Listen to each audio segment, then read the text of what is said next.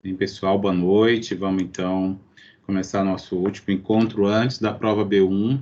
Antes da gente começar o conteúdo, eu vou conversar com vocês sobre a avaliação, tá? A avaliação B1, ela vai ser feita de forma remota ainda. Deixa só eu acessar aqui o meu AVA, e aí eu mostro para vocês a minha tela. Acho que agora vai dar. Então, vamos aqui. Está acessando aqui, olha. Então, eu acessei aqui o meu AVA, e a gente entrando na nossa disciplina, a semana de provas é a semana que vem, né? Então, vamos ver aqui. A prova vai ficar disponibilizada. Na realidade, eu já deixei lá, mas vocês não vão conseguir abrir. Aqui na unidade de ensino 1, na U1, seção 1, tá? Então, unidade de ensino 1, seção 1, está bem aqui, ó, atividade de avaliação B1, tá? Ela tem valor de 1.000 pontos. Se clicar aqui, vocês até conseguem chegar aqui, tá? Aí tem umas orientações falando que é a prova B1, são 10 questões, e todas são de mesmo peso, então cada questão vale 100 pontos, e o total é 1.000, né?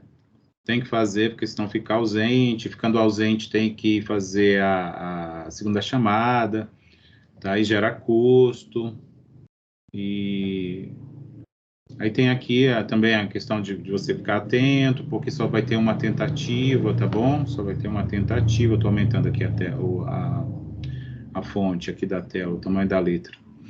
E aí, vejam bem, esse questionário que está aqui dentro, vocês não vão conseguir acessar, porque ele só vai estar disponibilizado para vocês na terça-feira, dia 28, tá? 28 de setembro, a partir de meia-noite.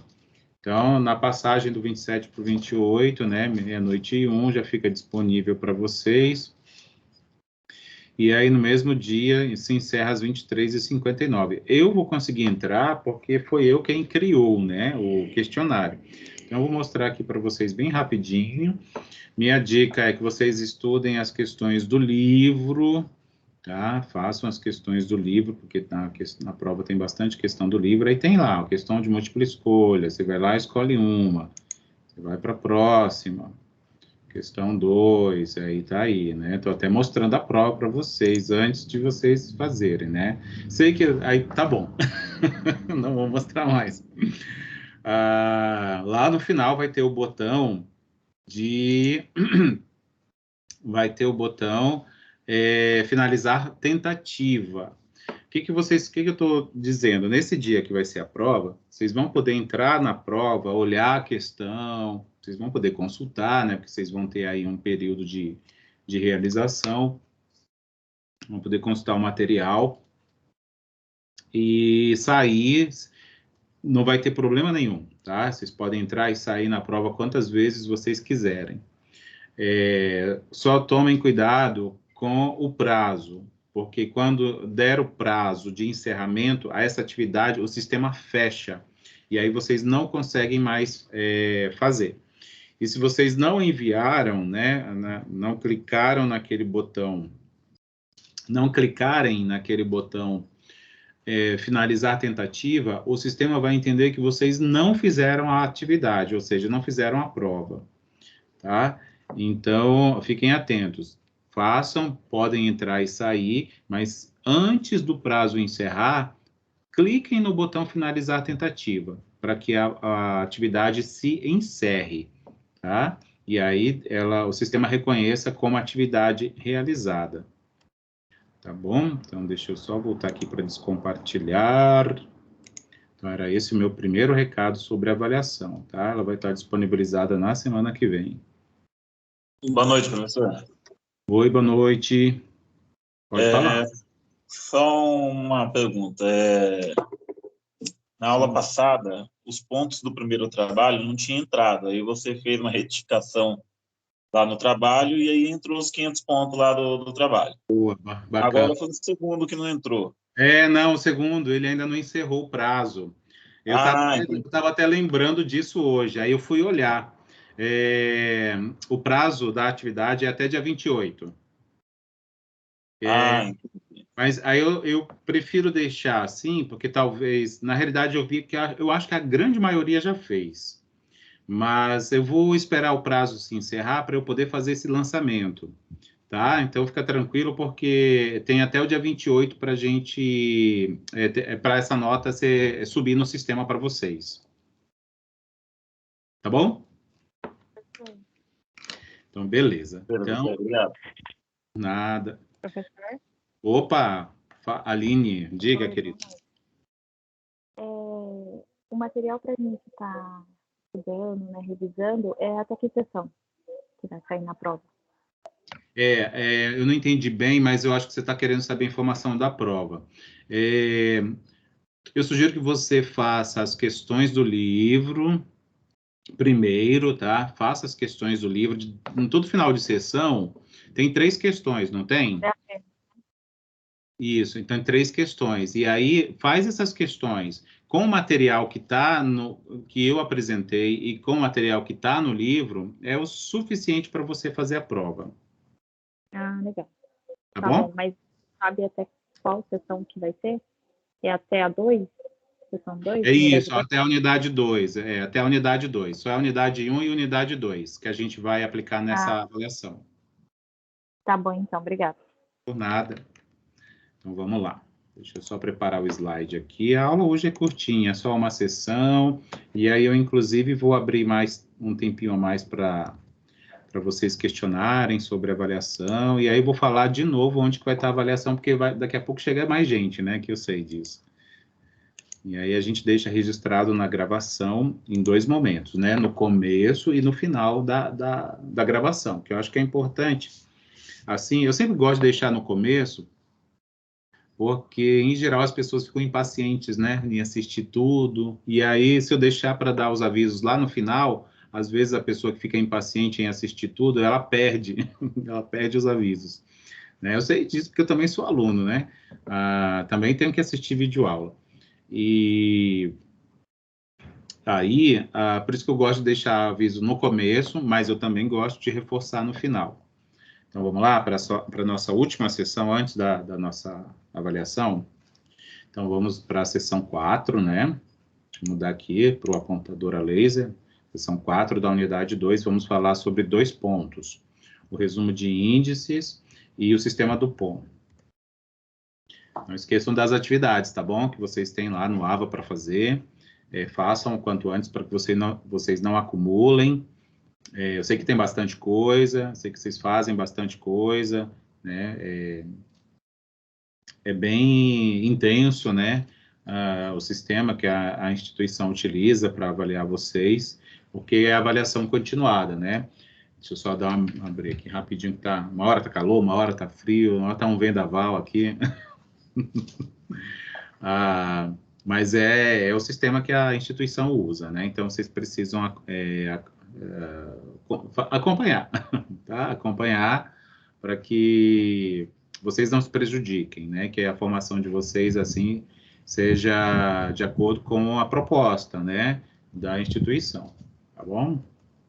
Então, vamos lá contextualizar, vamos falar sobre o resumo de índices, né? Uma tabela resumo. Aqui a gente vai descrever, não vai apresentar, a única coisa nova que vai ter aqui é o sistema do POM, que na realidade vocês verão que é uma coisa que a gente já viu, mas é só repaginada. Essa tabela resumo, ela é um agrupamento, ou seja, uma junção de tudo que a gente já viu de cálculo de índice. É como se a gente fosse colocar num relatório uma tabela síntese, né? Com todos os índices calculados e aí um comparativo, seja com o concorrente e com o mercado, né? O nicho onde a empresa atua, ou seja, com períodos distintos, né? E aí, mais uma vez, é sempre bom ter uma referência externa, que, em geral, é a referência do mercado. E o sistema do POM é uma nova forma de olhar alguns índices para a gente entender qual é a contribuição, né, da empresa, na margem de lucro, líquida, e coisas do tipo assim. Tá bom? Então, essa é a nossa contextualização desta aula. E aí vem essa pergunta só para instigar, né, para chamar vocês a refletirem junto comigo, né, como que a gente faz, então, para juntar todos aqueles índices que a gente viu nos encontros passados, né, e como que a gente pode utilizá-los para extrair informação, né, extrair informação para que a gente possa fazer a tomada de decisão ótima, né? Ou seja, a melhor dentre as possíveis. Então, é isso que a gente vai em busca, tá? A resposta para essa pergunta. Antes da gente apresentar um exemplo que está, inclusive, no nosso livro, eu vou trazer aqui uma frase, uma citação dita por Gitman, né, que é um autor de um livro sobre administração financeira, e ele é citado pela Silva, que é a autora do nosso livro-texto, tá? Que ele diz o seguinte: os analistas muitas vezes desejam ter uma visão geral do desempenho e da situação financeira de uma empresa. Então, com isso, aqui, né, tratamos de duas abordagens comuns: a análise por índices completa, que aí ele diz a primeira, né, a primeira abordagem, o resumo de todos os índices, isso em uma tabela. E a segunda abordagem é o sistema do POM. Tá? Então, são justamente os dois pontos que nós vamos discutir aqui.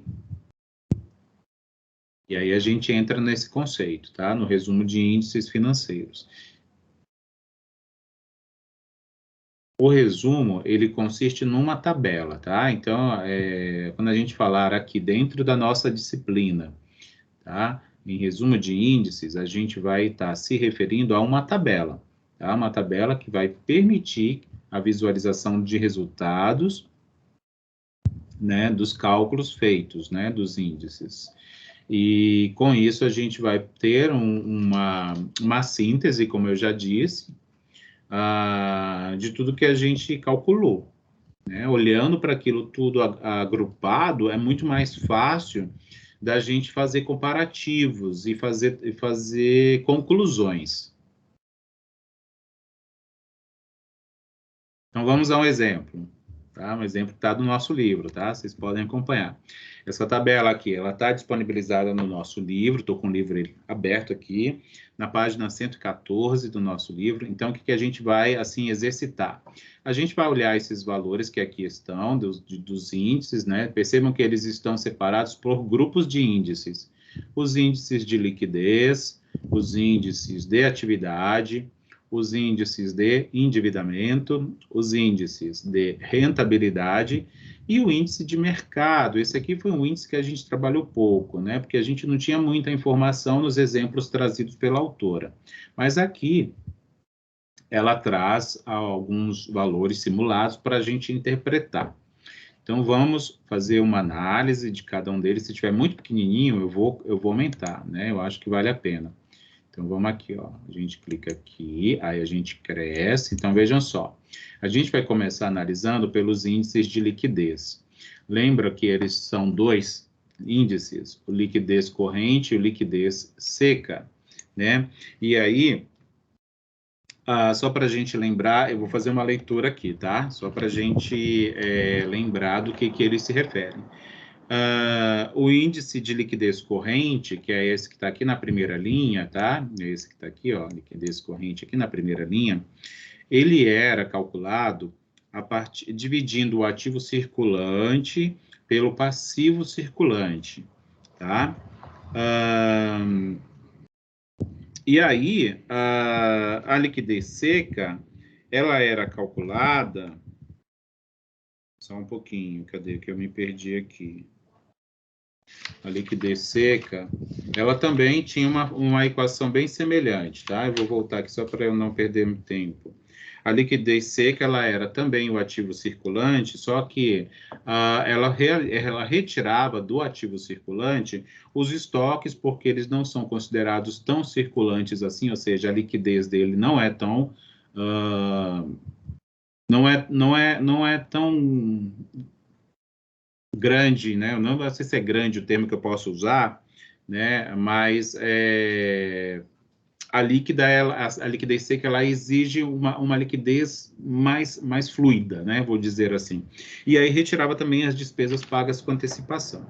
Vamos olhar, então, nesse momento, tá? Vamos olhar, então, aqui para o resultado que está aqui descrito. Vejam só, primeiro a gente tem aqui, ó, o seguinte cenário, tá? A gente tem um período único, tá? A autora gosta de usar 20x01, né, para representar algum período aí. Aí ela tem, né, ela descreveu não mais de um período, mas sim distintas empresas, né, pertencentes ao mesmo nicho, né, ao mesmo mercado. E aí a média também do mercado, ou seja, ela tem tem 3 informações, né, de uma empresa, de uma segunda empresa e uma informação do mercado como um todo, né? Geralmente isso é disponibilizado nasquelas publicações que são produzidas, publicadas, né, a respeito para um público específico, né? Vamos supor, o pessoal de indústria de automóvel, acho que alguém falou, né? Alguém falou alguma coisa? Não, né? Então tá bom. Estou ouvindo vozes. Ai, gente, olha, hoje, desculpa falar, mas hoje foi um dia tão quente, né?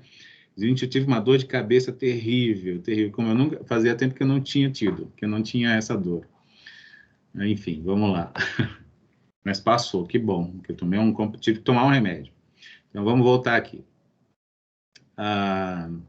Voltando aqui, vamos olhar para esses índices? Então, agora sim, tá? Eu vou precisar aqui acompanhar com o nosso livro-texto.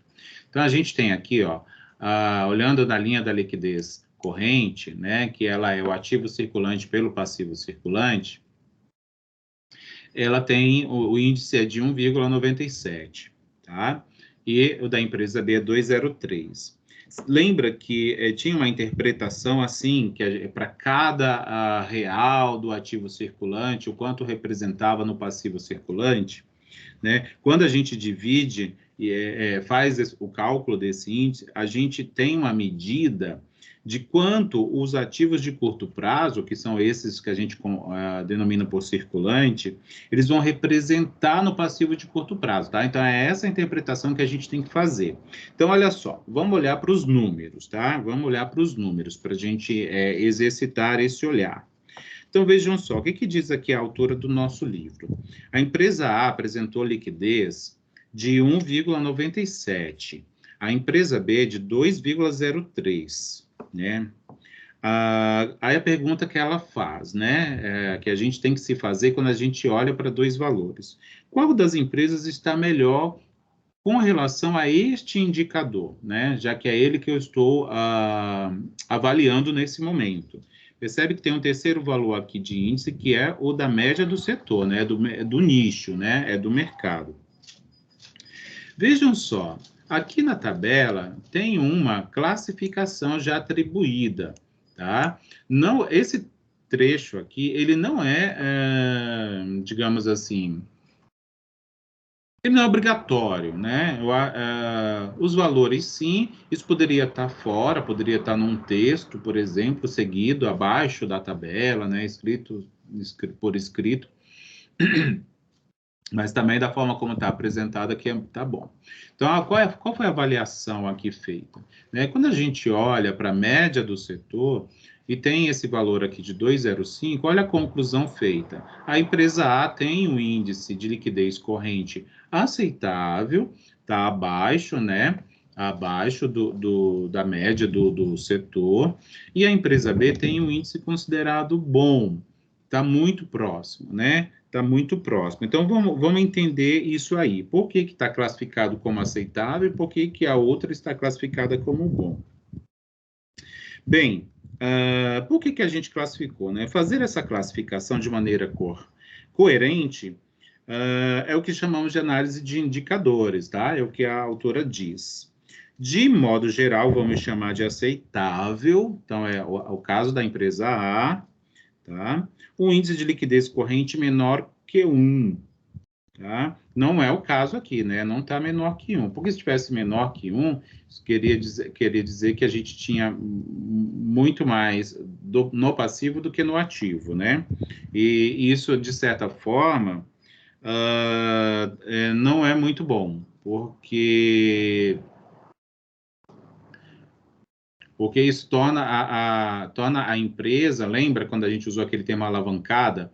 Ela tem menor liquidez, ou seja, a chance de ela não cumprir os seus compromissos de curto prazo, ela é razoável, tá? Se for menor que uma empresa pode ter problemas, é isso que eu disse agora, né? Com seus compromissos de curto prazo. Na empresa A, vamos olhar aqui para esse número, para cada R$1 do passivo, a empresa tem 1,97 de ativo, tá? O passivo, ela diz que são as obrigações e o ativo são os bens e direitos.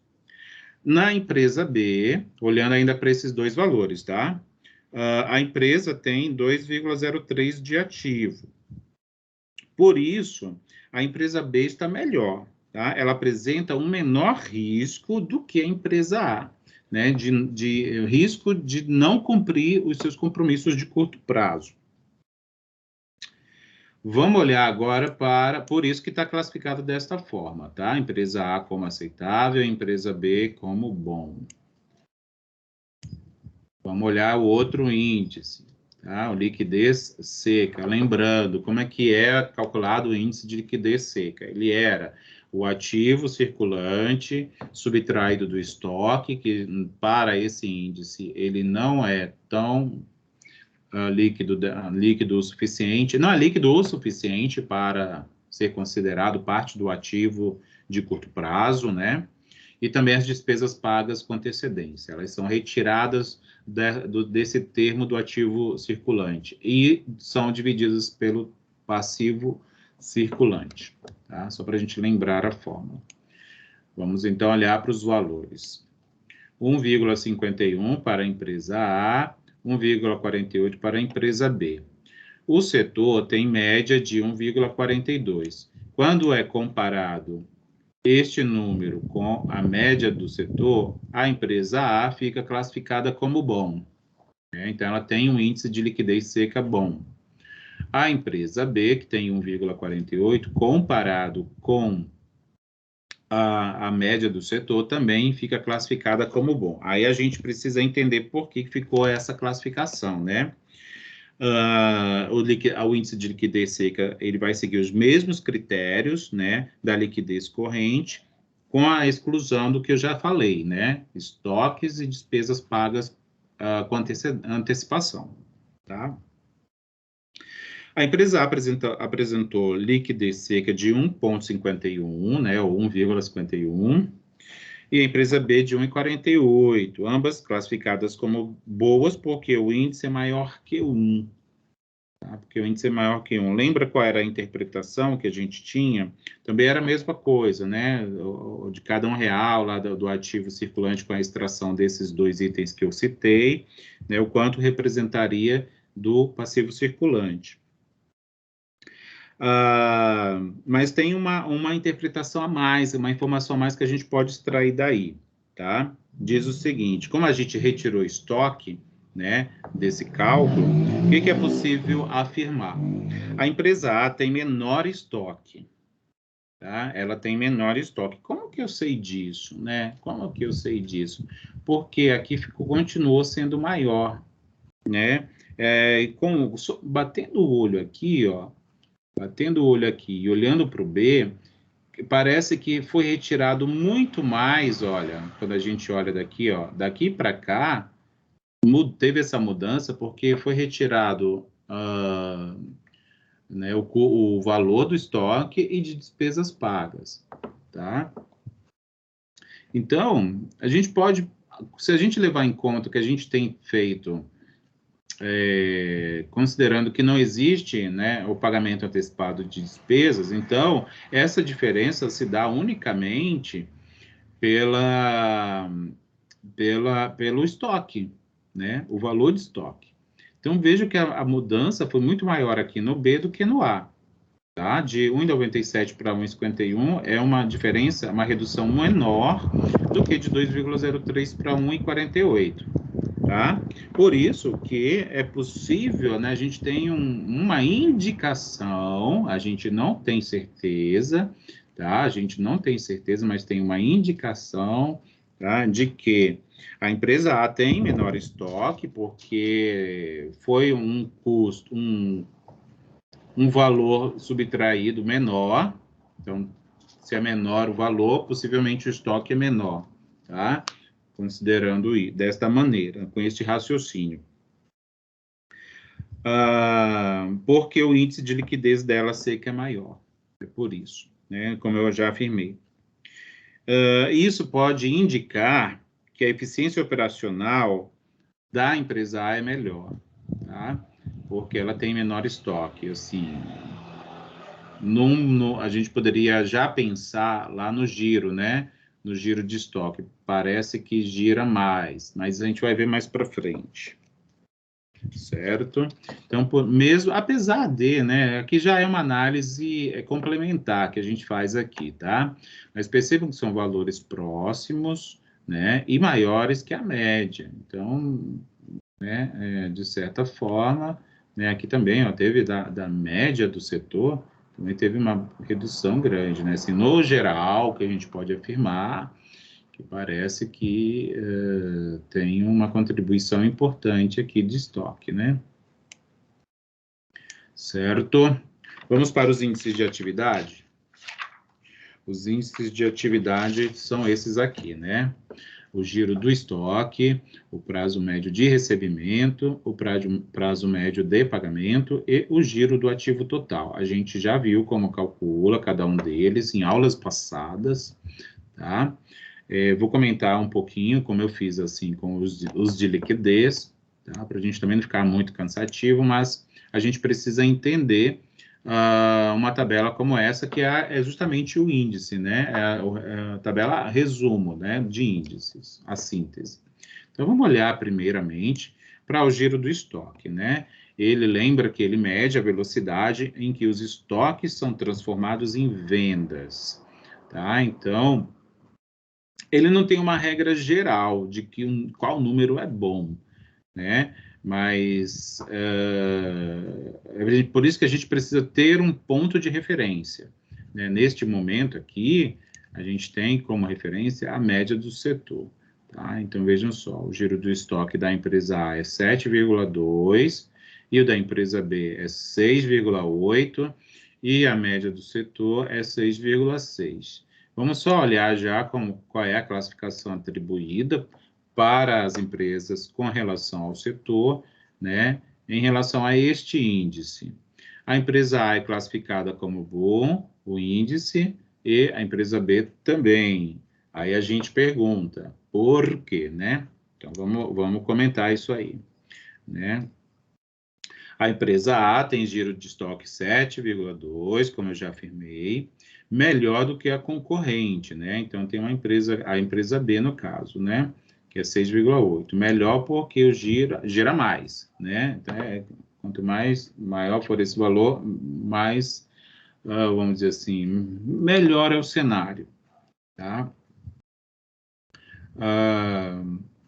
O que confirma o índice de liquidez, que o índice de liquidez seca confirmou, né? Vejam só, tem menor estoque, então, ou é porque gira mais, né? O estoque fica menos tempo parado, é isso, né?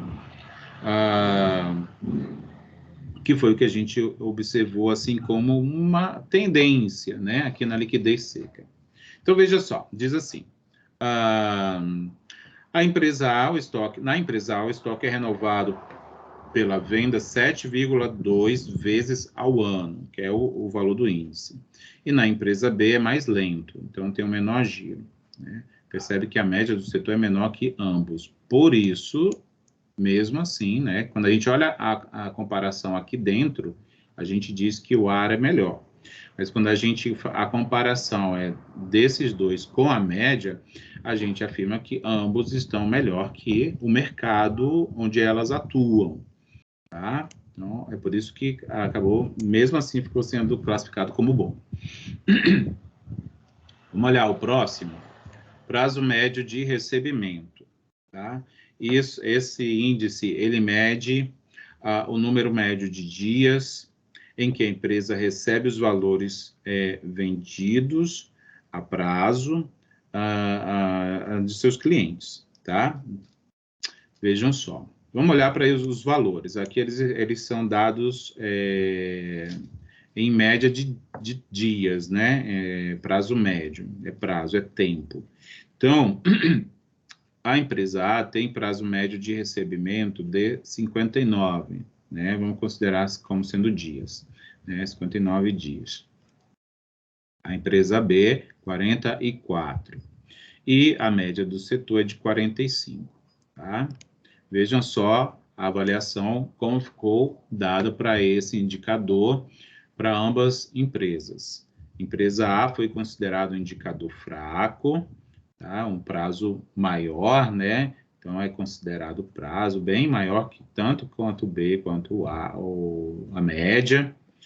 No entanto, a empresa B tem um prazo médio de recebimento classificado como bom, sempre pensando na referência, tá? Sempre pensando nessa referência que é a média do setor. E aí vamos entender por que está classificado assim, tá? Aí eu vou trazer a avaliação da nossa autora, tá?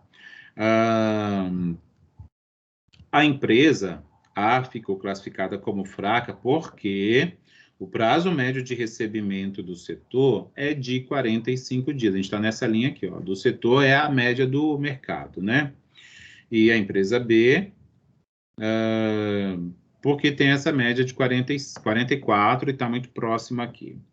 Para as empresas, quanto mais rápido receber, melhor será o seu fluxo de caixa. Por isso que é considerado um indicador, assim, foi dito fraco, assim, para não falar que, de certa forma, é ruim, né? De certa forma, é um indicador ruim, porque ela demora mais para ter retorno, né? Para ter o recebimento dos seus clientes, né? Das vendas. Por isso que é considerado um indicador fraco, mas é fraco nesse sentido, assim, de ser ruim, né? Isso comparado dentro do contexto onde a empresa se encontra, tá? É sempre, por isso que a gente sempre precisa olhar para o contexto, né? De repente, num outro contexto, esse indicador, com esse número que tem aí, ele poderia ser bom, né? Poderia ser bom, mas aqui dentro não, tá? Aqui dentro não, certo? Vamos para o próximo? O prazo médio de pagamento, tá? O que é isso? Esse indicador, ele mede o número médio de dias que a empresa costuma pagar os seus fornecedores. Então, ela aqui né? Diferente do recebimento, o recebimento é o que vem, né? O pagamento é o que vai, né? Pensando dessa forma rústica, assim, né? Bem, vamos olhar para os números? Então, veja lá. O prazo médio de pagamento da empresa A é de 90 dias, tá? O da empresa B é de 60 dias. E o do setor, né, que é a média do mercado, é 60 dias também. Classificação quanto a das empresas, né, quanto a esse indicador. Muito bom para a empresa A. Aqui é diferente, né, que no recebimento, quanto maior, pior. No pagamento, quanto maior, melhor, né? Por isso que a empresa A, neste indicador, é classificada como muito bom o índice, né? Muito bom.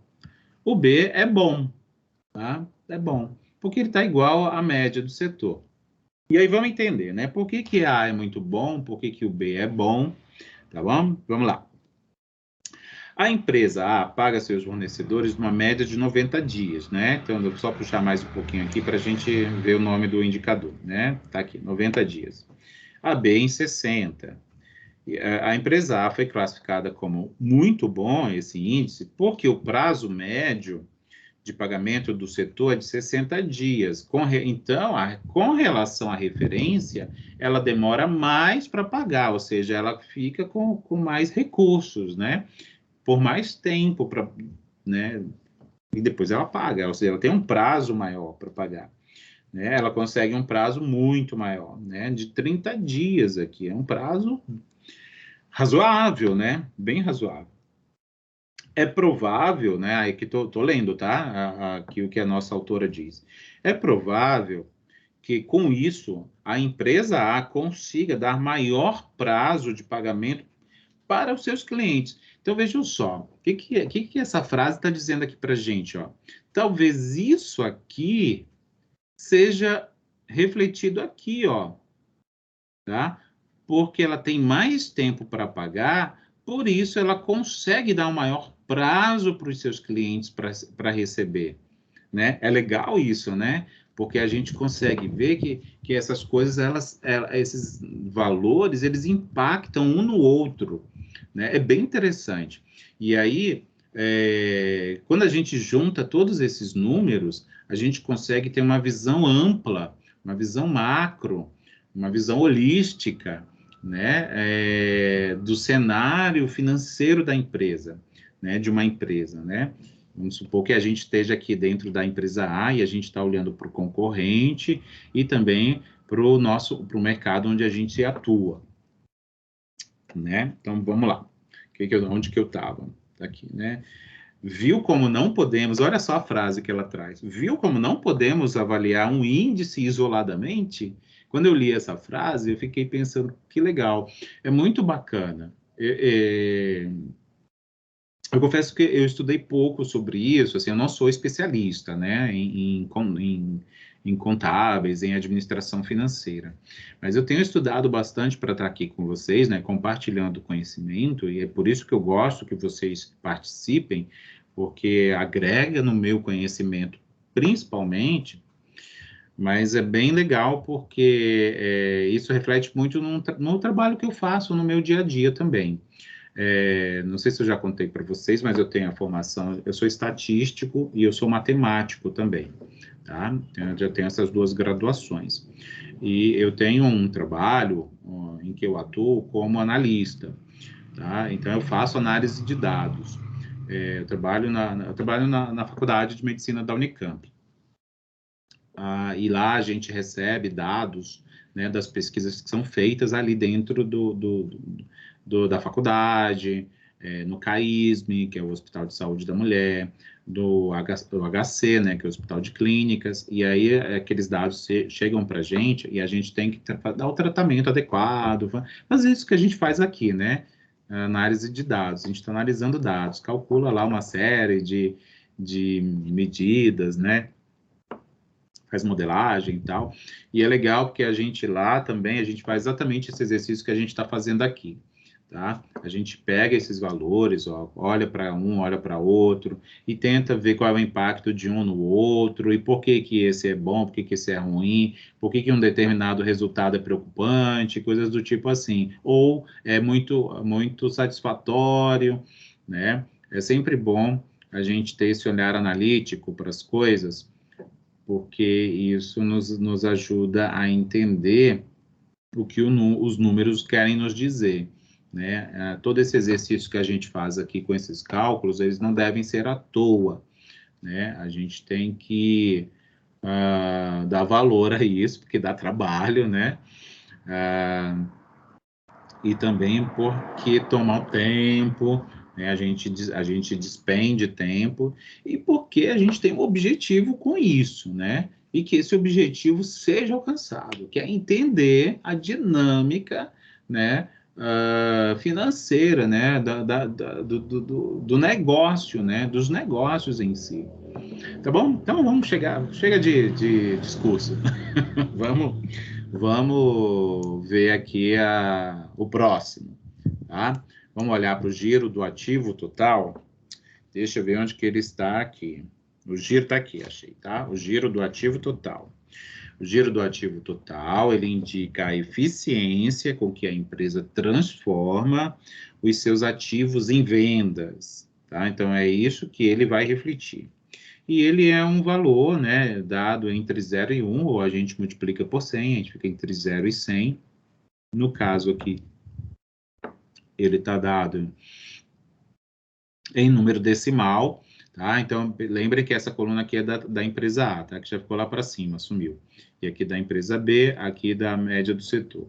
Então, o giro total, do ativo total da empresa A é 0,85, da empresa B é 0,75 e a média do setor é 0,75. Como que ficaram classificadas as empresas, de acordo com o setor? A empresa A tem um índice considerado bom, a empresa B também. Por quê? Né? A pergunta que a gente sempre traz em seguida. Então, vamos ver. Ambas as empresas são classificadas como bom, né? Cada um do seu índice. A tem um giro do ativo total de 0,85, é considerada, em relação a B, como mais eficiente, né? Que isso quer dizer que o ativo tem se transformado em vendas, ou seja, ela está ganhando mais rapidamente. É isso, tá? E está acima da média, né? Então, a empresa A, em relação ao setor, ela está muito melhor, né? Ela tem vendido mais, vamos dizer assim, né? Nem sei se é bem isso que eu posso dizer, tá? Mas ela tem transformado mais o seu ativo em vendas, né? E isso, claro, lembram que a gente faz o cálculo desses índices para períodos pré-determinados, em geral são anos, né? Períodos anuais. Então, lembrem que isso é um reflexo de um período, tá?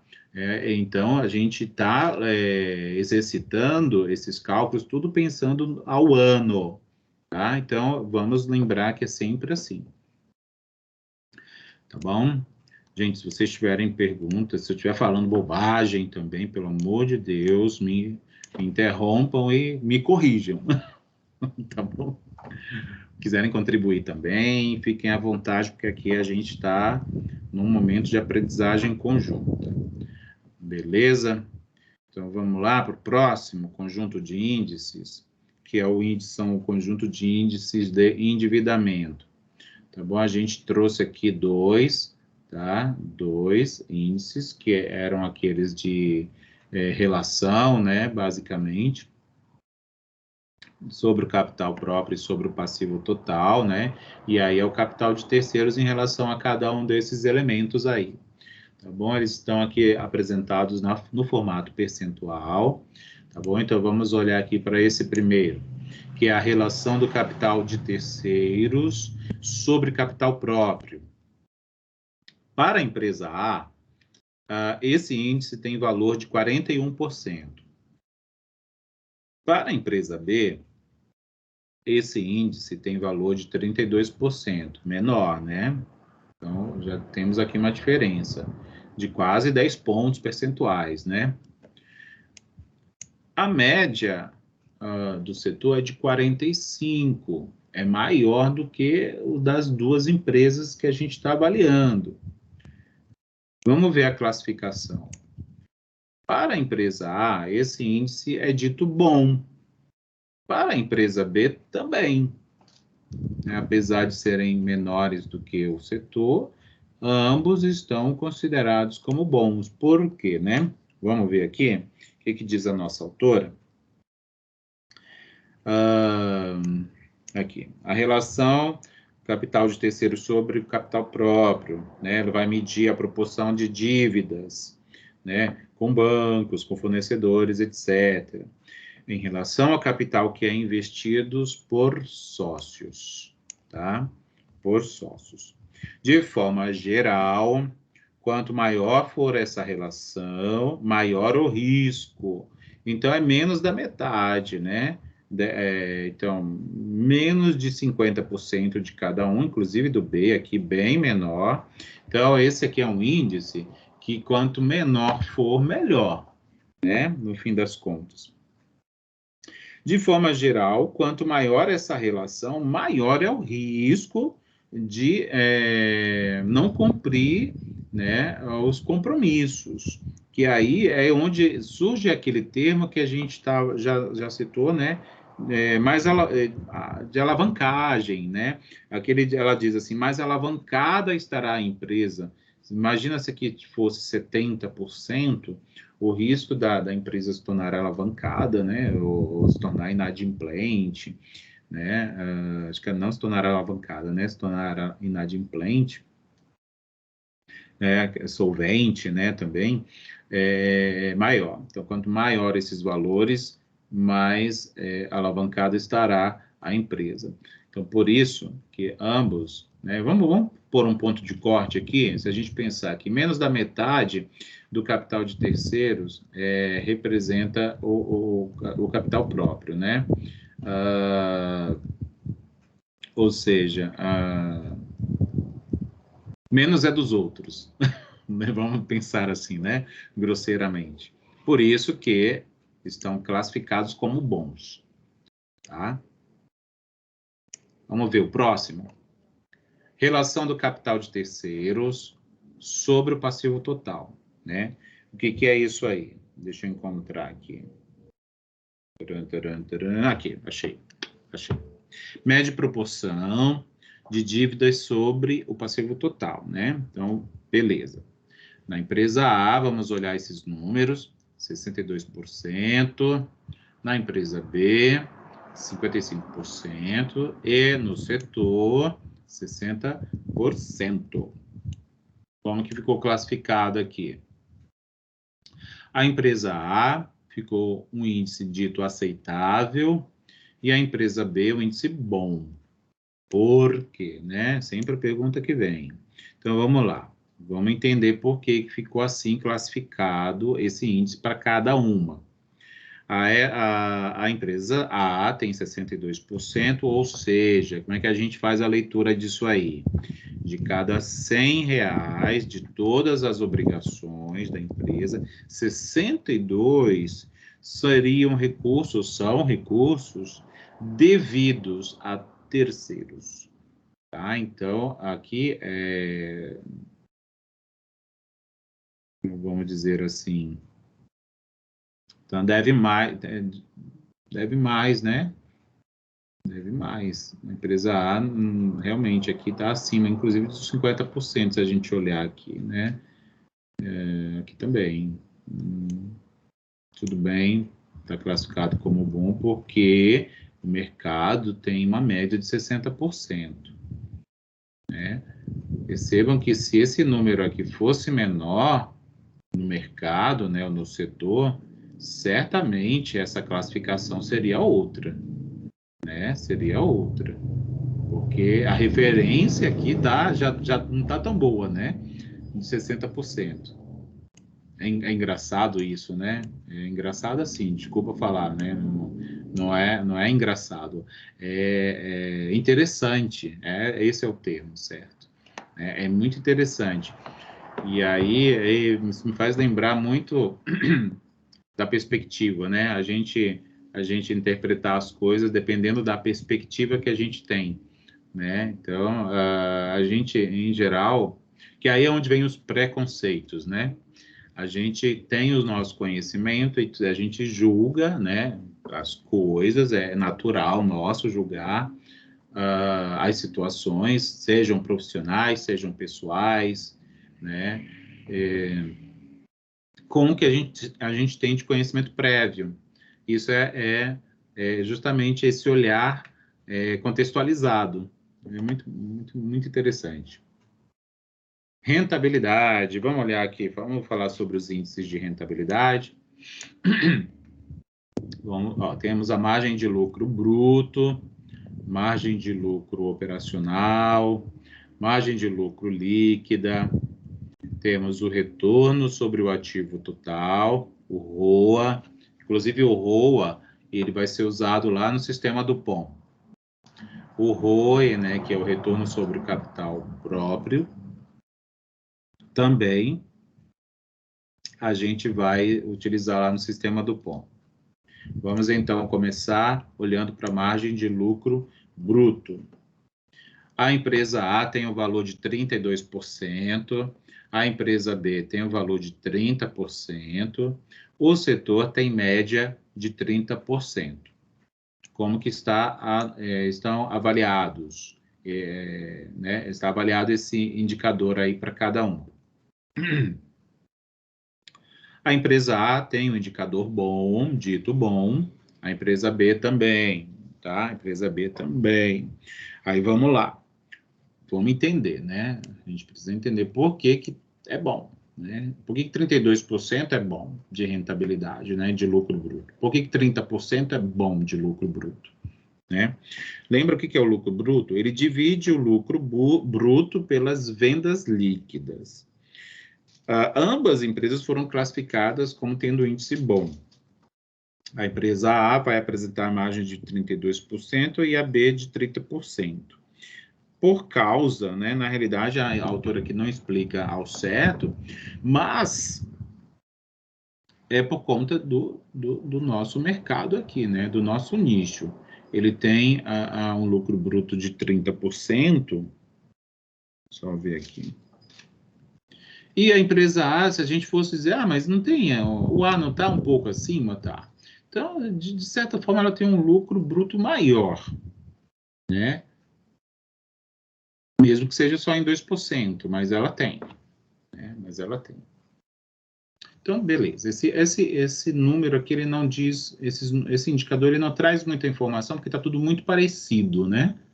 Está tudo muito parecido. Então, quando ocorre isso, a gente fica meio que constante a coisa, né? Então, com essa constância, ela não agrega, não traz muita informação. Vamos olhar para o próximo. Margem de lucro operacional. O que é isso? Tá, depois a gente olha para esses números. Vamos só lembrar do que é. Esse indicador, ele divide o lucro operacional pelas vendas líquidas. Também parecido com o lucro bruto, né? A diferença é que o numerador, que é da divisão, né, é o lucro operacional e não é o lucro bruto. Vamos olhar esses números aqui. A empresa A tem uma margem de lucro operacional de 15%, a empresa B de 16%, e o setor tem uma média de 15%. A empresa A tem um índice bom, a empresa B tem um índice bom. Esperado, né? Esperado. Porque o setor tem uma média de 15%. Exatamente o valor que há. Então, A está ali, né? Competitiva. O B está dando sinal de superação, vamos dizer assim, de destaque, né? Mas ínfimo ainda, né? Porque é só 1% a mais, né? Beleza. Vamos ver ao próximo, que é a margem de lucro líquida, tá? Lembra a margem de lucro líquido, né? Na realidade, tanto faz, né? Líquido, é lucro líquido, né? É um ozinho aqui. O que é isso aí, gente? É a divisão do lucro líquido pelas vendas líquidas. Para a empresa A, 9%, empresa B, 7%, e o setor média de 6%. Aqui já tem uma certa diferença, né? Tem uma certa diferença. Vamos ver como ficaram. Olha só, apesar de, é bom. No comparado ao setor, o A está superior, né? Em 3 pontos percentuais.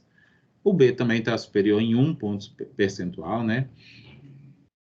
Que certamente, né? Isso é muito, né? Assim, é motivo de comemoração. Então, vamos lá olhar aqui o que diz aqui. Não tem uma análise da autora, mas apesar de o A ter sido bom e o B também, porque é 9,7, né, entre eles tem uma diferença só de 2 pontos, né, mas em relação ao mercado, ao setor, nesse período aí de avaliado, o A tem já um lucro líquido maior, né, de 3 pontos percentuais, e já tem uma certa melhoria, melhor cenário, vamos dizer assim, em relação à média, né, do setor. Belezinha? Então, estamos terminando nossa tabela, tá? Vamos aqui ver. O retorno sobre o ativo total, né? Lembra o que é? É ROA, sabe por quê? Não sei se vocês lembram, mas é do inglês, né? Que no inglês esse indicador, esse índice, ele é Return on Total Assets, tá? Retorno sobre o ativo total. Então, Return on Total Assets, tá? Ele é calculado pela divisão do lucro líquido pelo ativo total, tá? Então, por isso que ele é o retorno sobre o ativo total. Vamos olhar os números. Para a empresa A, 7%, para a empresa B, 8%, e a média do setor de 6%. Como que eles ficaram classificados? Empresa A tem um índice bom, empresa B tem um índice bom. Beleza. A empresa B, ela tem um retorno um pouco maior, né? 2 pontos percentuais em relação à média e 1 ponto percentual em relação à empresa A. Então, a empresa B, se a gente fosse avaliar assim, mas quem está melhor? Né? A gente poderia dizer assim, né? Lembra que quando a gente fala da margem de erro, lá das pesquisas eleitorais, né? Na estatística também a gente faz bastante uso disso. De repente, esse 1 ponto acima, né, ele não seja significativo, né? Ou talvez seja, mas se a gente olhar de forma bruta, a gente diz que o B está em melhor situação, porque ele tem um maior retorno. Vamos ver o outro. Retorno sobre o capital próprio, que é o ROE, né? Ele está aqui na outra página, tá? Estou virando aqui. Retorno sobre o capital próprio, que é do inglês também, tá? Esse ROE aqui é do Return on Common Equity. Equity, né? Return on Common Equity. Eu aqui pagando o mico, né? Ele é calculado pela divisão entre o lucro líquido e o patrimônio líquido, tá? Então, tem uma pequena diferença em relação ao ROA, tá? Também é descrito de forma percentual, tá? Ele é, em geral, vamos olhar os números, eu falo já sobre ele. Para a empresa A, 12,60%, para a empresa B, 10,80%, e a média do setor, 12%. Como é que esse indicador ficou avaliado? Para a empresa A, ele é dito bom, para a empresa B, ele é classificado como bom também, né? Apesar da B estar aqui abaixo da média, né? Vamos lá, vamos pensar aqui um pouquinho. Esse indicador, ele é normalmente o indicador de rentabilidade que mais interessa para o investidor, né?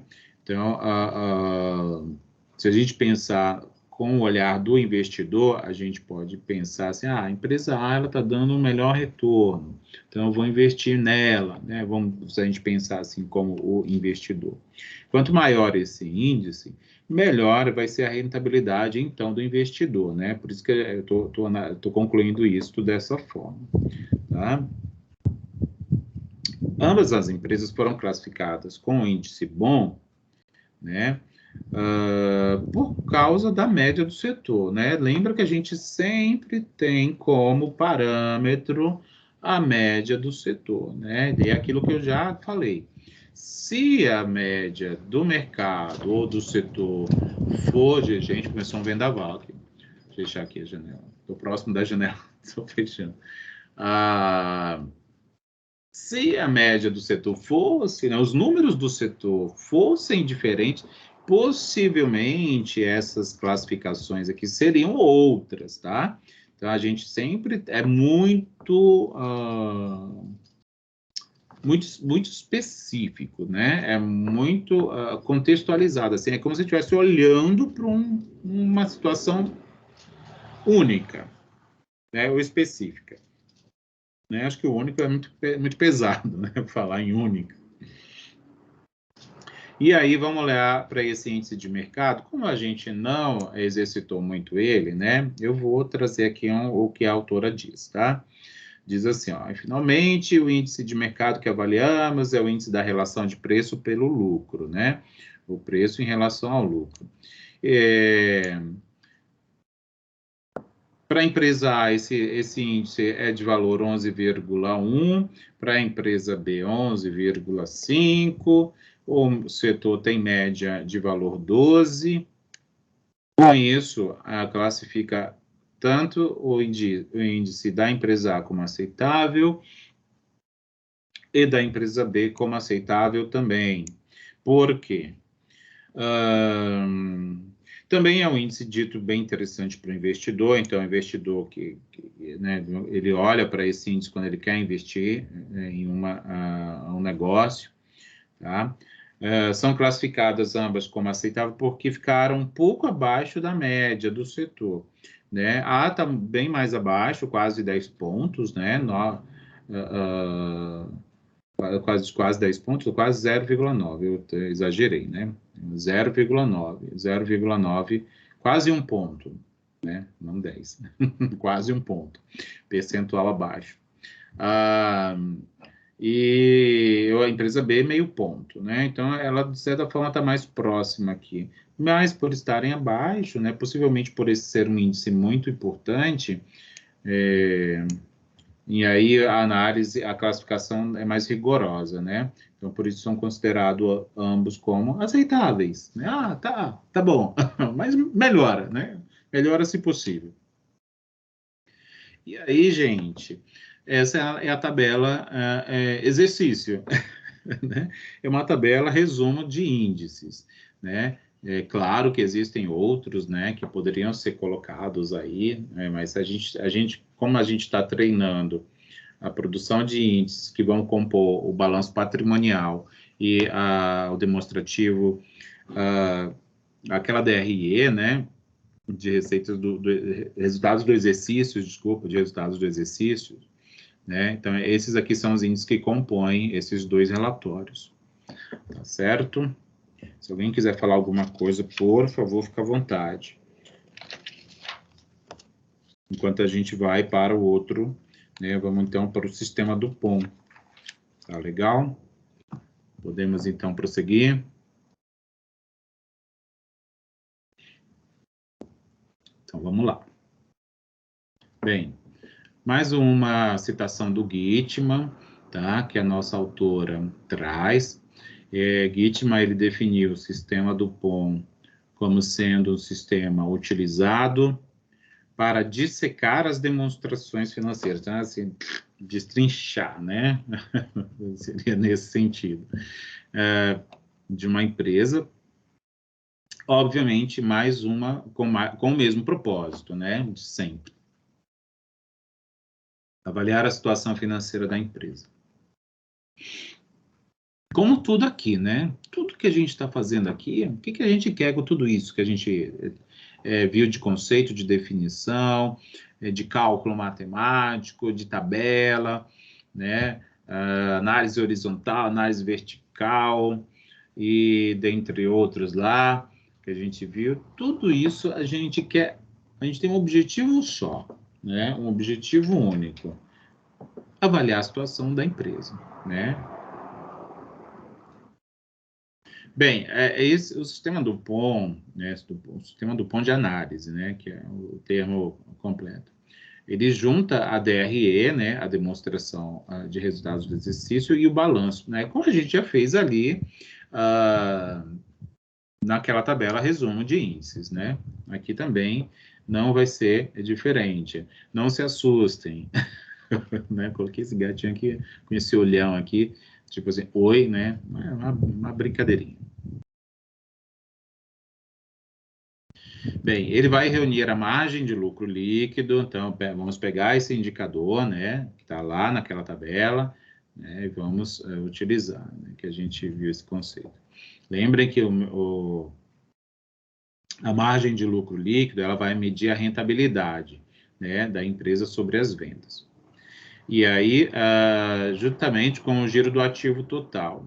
Lembrando que esse indicador, ele mede a eficiência do uso de ativos para geração de rendas, tá? Então, eu coloquei justamente aqui entre parênteses, para a gente lembrar qual é a utilidade, né, desses indicadores, o que eles fazem, né? Qual é o olhar deles para o negócio, tá? E aí, olhando isso matematicamente, né, como a gente está numa disciplina, de certa forma, aplicada, né, a nossa disciplina é bastante aplicada, então a gente faz uso da matemática como ferramenta, né? A gente vai usar, então, o ROA, lembra lá que era o retorno sobre o ativo total, né? Que eu já esqueci do inglês, é o Return on, vou voltar aqui para pagar mais mico, tá? Return on Total Assets, tá?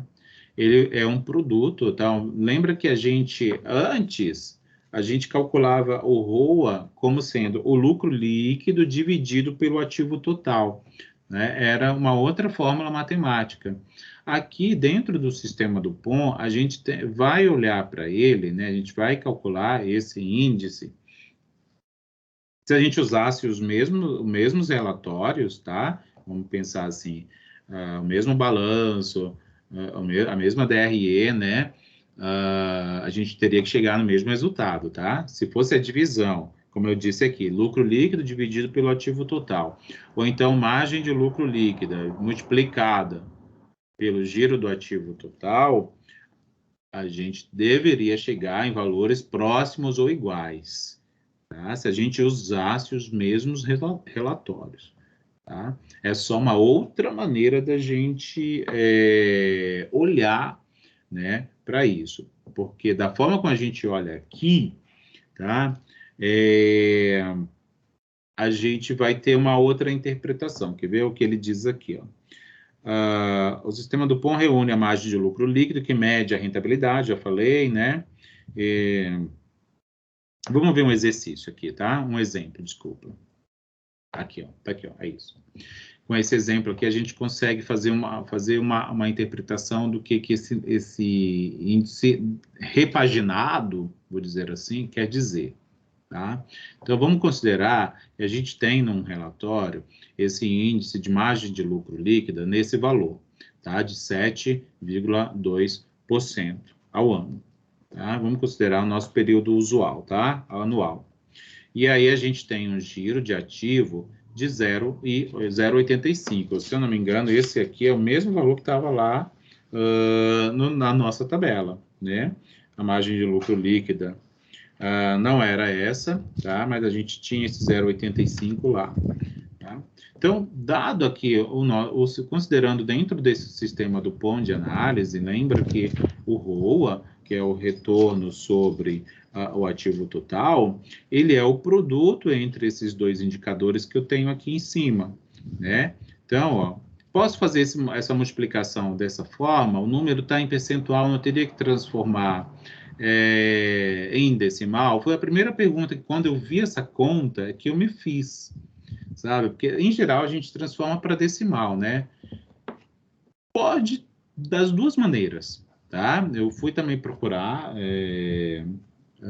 se era possível. Pode. Então, a gente pega o número em percentual mesmo e multiplica pelo número em decimal. Parece estranho, né? Mas pode, tá? Porque a gente vai ter aqui, ó, como esse aqui é um número puro, né? É um número puro, ele não tem unidade de medida, a gente leva a unidade de medida aqui do que tem, que é o percentual. Então, esse percentual ele transforma o resultado em um percentual, tá?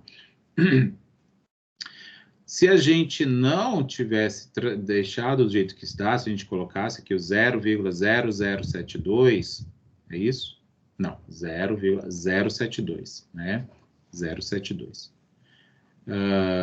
Aí a gente ia ter aqui um resultado decimal, e aí, se a gente quisesse enxergar, né, ele como percentual, bastava multiplicar por 100, tá? Só para uma justificativa aqui.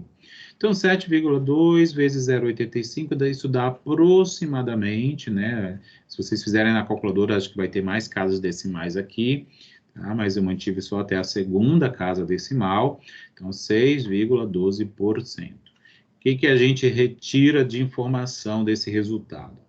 a gente pode concluir que 6,12% do retorno sobre o ativo total é oriundo da margem de lucro líquido, tá? É isso que a gente pode concluir. Então, do ativo total, 6,12% tem origem na margem de lucro líquido. É isso que ele conclui, tá?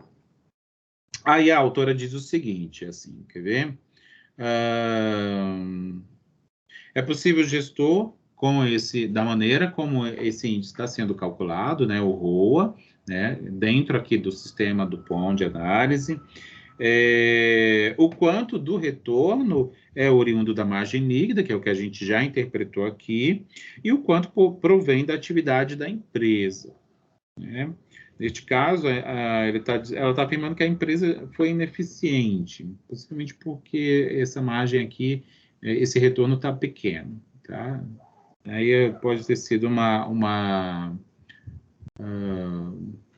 variação pessoal ou mesmo genérica, assim, que 6,1 parece ser um número baixo mesmo, né? Vamos ver aqui. Tem um outro conceito, que é a fórmula do POM modificada, tá? A fórmula do POM modificada, ela nada mais é do que o uso do ROE, tá? E o ROA numa única equação matemática, tá? Então, é o que está escrito aqui. Vai relacionar o retorno sobre o ativo total, que é esse ROA que a gente usou para calcular agora há pouco, aquele indicador, né, ROA, modificado também, vou dizer assim, né, a margem de lucro líquido e o giro de ativo total, certo? Agora a gente vai calcular o ROE, considerando o ROA e um outro indicador, que esse vai surgir agora, ele é novo para nós, tá? É justamente esse que a gente vai chamar de MAF, que é um que a gente chama de multiplicador de alavancagem financeira. Então, a fórmula matemática, aqui dentro do sistema do POM modificado, tá? Que a gente vai considerar, o índice de retorno sobre... Eu sempre esqueço. Eu sempre esqueço. Deixa eu ver aqui. O índice de retorno sobre capital próprio. Devia ter escrito aqui, né? Índice de retorno sobre capital próprio. É esse aqui, o ROE. Aqui do ativo, e aí a gente vai multiplicar esse ROA aqui, isso aqui é um símbolo de multiplicação, tá? Não é um xizinho de letra, não, tá? É de multiplicação, por favor, não se confundam, tá? É um símbolo de multiplicação. ROA vezes o MAF. Lembrando que o MAF é multiplicador de alavancagem financeira. Como que esse índice, né, é calculado? É o ativo total, tirar aí o patrimônio líquido. Isso sai da onde? Lá do balanço, né? Isso sai lá do balanço patrimonial. Exemplo, vamos ver exemplo, tá? Vamos supor, né, que a gente tem um ROA de 6,1, né? Aquele ROA que a gente viu naquele exemplo já agora há pouco. Peguei só até a primeira casa decimal e a gente já tem um MAF de 2,06, tá? Nem peguei de informações prévias, já estou aqui com um MAF pronto, tá? E aí a gente consegue calcular esse índice do ROE igual, né, ao produto entre eles dois, que é a fórmula dada. Então, se a gente multiplica 6,1 por 2,06, a gente vai ter aproximadamente 12,6. Então, mais uma vez, lembrando que, só para observar, né, porque a gente tem que... Por que eu estou chamando a atenção disso aí? Porque em algumas situações, a gente tem que transformar o número percentual em número decimal, porque senão a gente erra no cálculo. Nestes dois casos aqui dentro do sistema do POM, de acordo com a nossa autora, isso é possível, né? E eu pesquisei um pouquinho, parece que é bem razoável mesmo, tá? Então, vejam só, quando a gente faz esse produto, a gente chega no resultado de 12,6. E aí é aquilo que eu sempre tento trazer aqui nos nossos encontros. A gente não pode só fazer cálculo por fazer cálculo, né? Todo cálculo tem que ter uma interpretação, tem que ter uma análise, tá? Porque a gente está aqui usando a matemática como ferramenta, tá? A gente não é, a matemática para a gente aqui não é o fim, né? Não é a finalidade. A matemática aqui é a ferramenta. Se ela é uma ferramenta, ela tem que ser interpretada.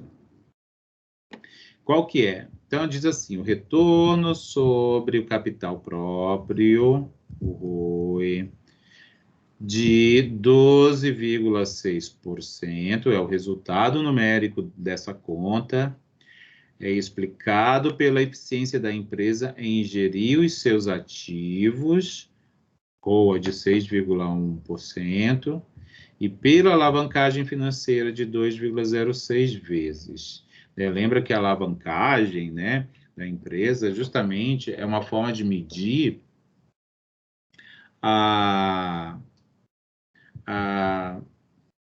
o risco, né, de investimento naquele negócio, né? Essa empresa, ela tem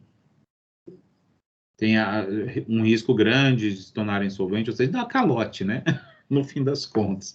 Não é bom falar assim, né? Mas isso é de risco, né? De alto risco, tá? Enfim, tá? Então essa seria a interpretação. E aí tem um fluxo aqui que eu achei bonitinho e resolvi trazer, tá? Tá lá no nosso livro texto, eu só recortei a imagem, mas vejam só, essas coisas saem da DRE, né, da demonstração de resultados do exercício, e também podem sair do balanço, que são os dois relatórios que a gente tem usado até então, né, para obter esses índices. E aí, para chegar lá no ROA, né, dentro do sistema do POM, a gente usa a margem de lucro líquido, né, pelas vendas, né, que a gente divide pelas vendas. Então, ó, essa aqui, ó, pelas vendas, deixa eu ver se é isso mesmo. Para chegar em quê? Na margem de lucro líquido, tá? Desculpa, é isso mesmo. Lucro líquido pelas vendas, né? A gente chega na margem de lucro líquido. Aí a gente tem esse indicador. Aí a gente quer obter o giro do ativo total. O que a gente vai fazer? Pegar as vendas, né, o valor de vendas e divide pelo valor do total do ativo, né? E aí a gente tem o giro do ativo total. E a gente, para obter o ROA dentro do sistema do POM de análise, tá? A gente vai usar isso vezes isso, né? Lembra? Isso vezes isso. E aí a gente obtém o ROA. Para chegar no ROE, né, no ROE, a gente vai lá retirar informações do balanço, né, o passivo total, aí dividir pelo patrimônio líquido, e aí a gente chega na alavancagem financeira. E aí a gente pega já aqui o ROA, que está aqui prontinho, e vai multiplicar a alavancagem financeira, e chega no ROE, que é o que ele chamou de sistema do POM modificado. Tá? Então, é um caminho bem simples, acho que é bem interessante para a gente poder automatizar essas coisas na cabeça. Eu achei bonitinho e quis trazer aqui para vocês. Não foi criado por mim. Tá? Isso não foi criado por mim. Isso, inclusive, a autora disse que ela retirou do Gitman, que é esse autor aí que a gente trouxe aqui as citações durante a nossa aula. Então, a gente tem que dar o crédito para ele, né? Ela trouxe, citou ele, eu estou citando ela e ele também. Tá? Não é de minha autoria. Vantagem, tá? Qual é a vantagem que tem de fazer uso do sistema do POM?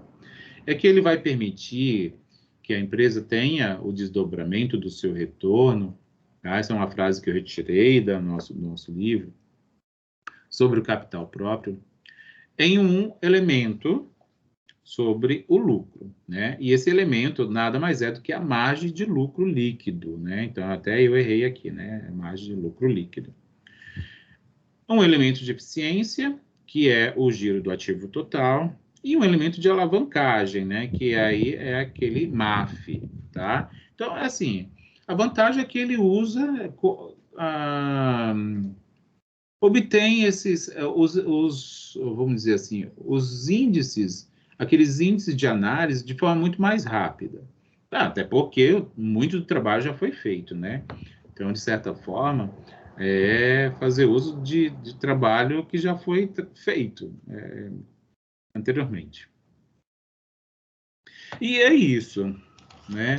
Deixa eu ver que horas são, gente, mas eu também acho que eu falei pouco hoje. Vamos lá.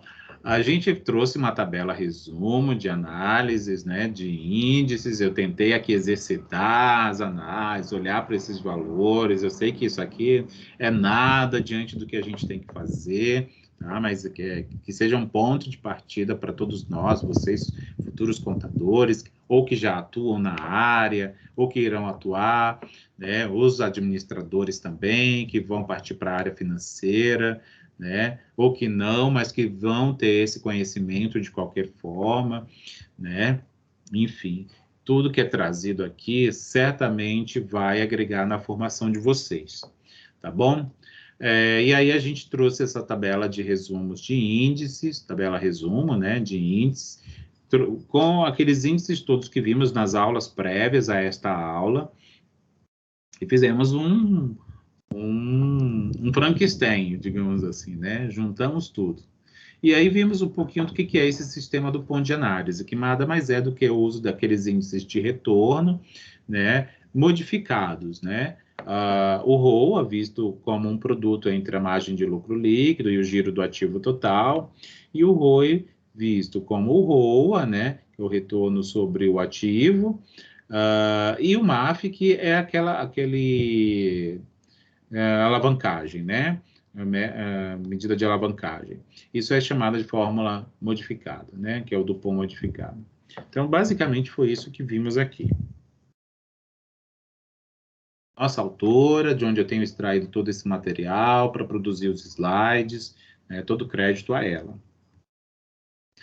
Antes de nos despedirmos, eu quero mais uma vez falar da prova, tá? Então, eu vou deixar aqui registrado, então eu vou descompartilhar aqui só um pouquinho, porque eu quero trazer mais uma vez lá o AVA para vocês enxergarem, tá? Só para deixar registrado. Gente, fique à vontade se alguém quiser falar também nesse momento, enquanto eu estou aqui logando no meu AVA. Bom, para falar mais uma vez da nossa avaliação.